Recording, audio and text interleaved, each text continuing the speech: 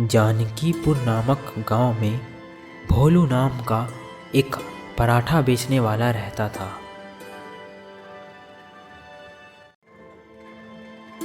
वह अपनी पत्नी के साथ एक छोटे से मकान में रहता था। भोलू की आमदनी उतनी अच्छी नहीं थी क्योंकि वह अपने नाम की तरह बहुत भोला था, जिसके कारण सब उसे ठग देते थे। उस पर गुस्सा करके, उससे चिकनी चुपड़ी बातें करके कई लोग उसे बुद्धू बनाकर मुफ्त में पराठा खा लेते थे। अरे भोलू, जरा एक प्लेट पराठा देना। हाँ साहब, देता हूँ, पर आपका पहले से ही 5 प्लेट पराठा का उधार बचा है जो आपने अभी तक नहीं दिया है साहब। भोलू, तू मुझसे पैसे लेगा? तेरी इतनी हिम्मत हो गई है?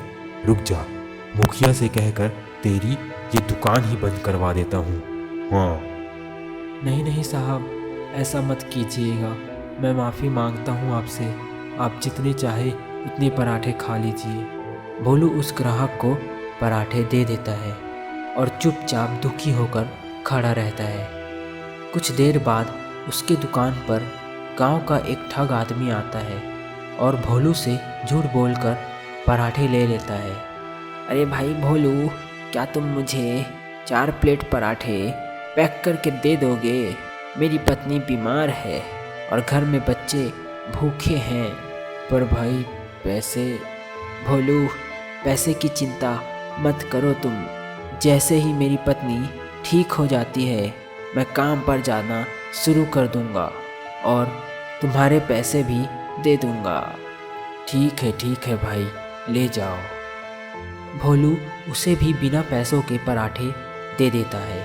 ऐसे ही हर रोज़ कोई ना कोई भोलू के साथ धोखेबाजी करके पराठे ले लेता है और भोलू कुछ नहीं कर पाता।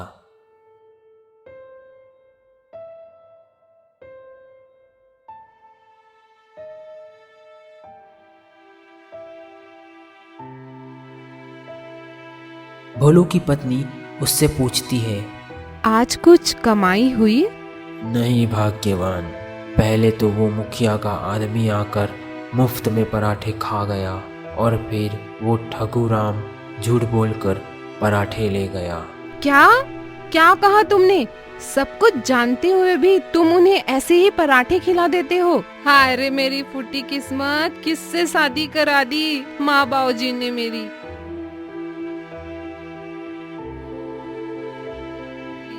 अगली सुबह भोलू फिर ठेला लेकर निकल जाता है। भोलू दुखी होकर सोचने लगता है, हे भगवान, मैं ऐसा क्या करूं कि मेरी दुकान अच्छे से चलने लग जाए और मेरी पत्नी भी मेरा सम्मान करे।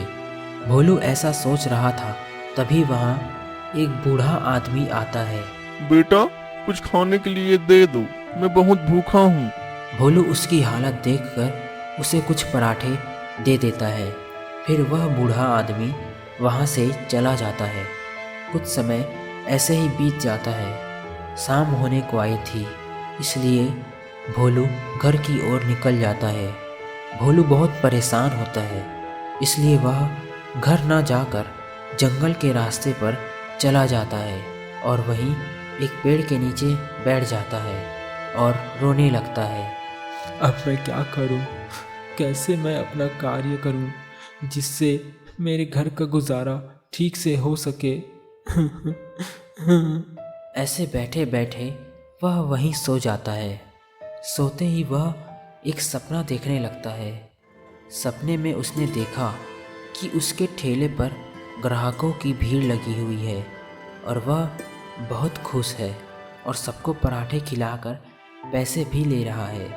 फिर अचानक उसकी नींद टूटी और वो सपने से बाहर आया तो उसने देखा कि उसके सामने एक आदमी खड़ा था, पर वह पूरी तरह से नज़र नहीं आ रहा था। यह देखकर भोलू हैरान हो गया था। भोलू, कैसा लगा सपना? तुम्हें अच्छा लगा ना? ये सब तुम्हें कैसे पता कि मैं सपना देख रहा था? क्योंकि वो सपना मैंने ही तुम्हें दिखाया है। तुम अब वैसा ही करोगे जैसा मैं तुम्हें बताऊंगा। भोलू को कुछ समझ नहीं आ रहा था। उस आदमी ने भोलू को एक पुड़िया देते हुए कहा, भोलू ये लो, ये एक सुगंधित मसाला है जो तुम्हारे पराठे को खुशबूदार और स्वादिष्ट बना देगा, जिसे खाने के लिए लोगों की भीड़ लग जाएगी। पर मैं तुमसे मदद क्यों लूं? और तुम कौन हो? भोलू, मैं तुम्हारा मित्र हूँ, इसलिए तुम्हारी मदद करने आया हूँ। भोलू ने उस आदमी की बात मान ली और पुड़िया लेकर वहाँ से चला गया। रात हो चुकी थी। भोलू की पत्नी घर में रोते हुए बैठी थी। इतनी देर हो गई और अभी तक वो आए नहीं, अब मैं क्या करूं? अरे भाग्यवान, कहाँ हो और तुम रो क्यों रही हो? कहाँ थे तुम इतनी देर से? भाग्यवान, वो सब छोड़ो और ये देखो मेरे पास क्या है। फिर भोलू ने सारी बातें अपनी पत्नी को बताया।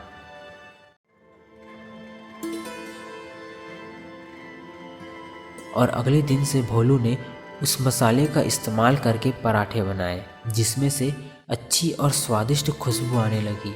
फिर भोलू ठेला लेकर बाजार पहुंच जाता है।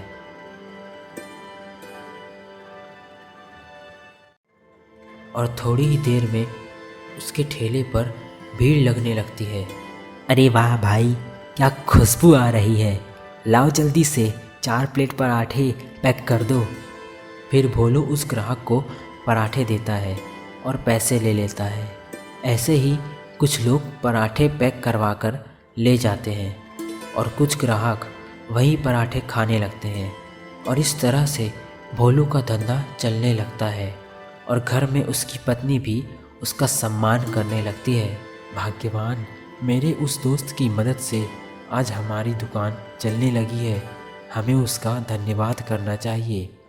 भोलू अपनी पत्नी से ऐसे बात करते ही रहता है कि तभी वहाँ वही आदमी उनके सामने प्रकट हो जाता है।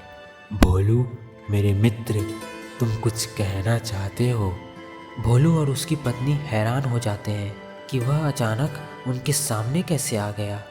तुम ऐसे अचानक? कोई बात नहीं मित्र, मैं तुम्हारा धन्यवाद करना चाहता हूँ।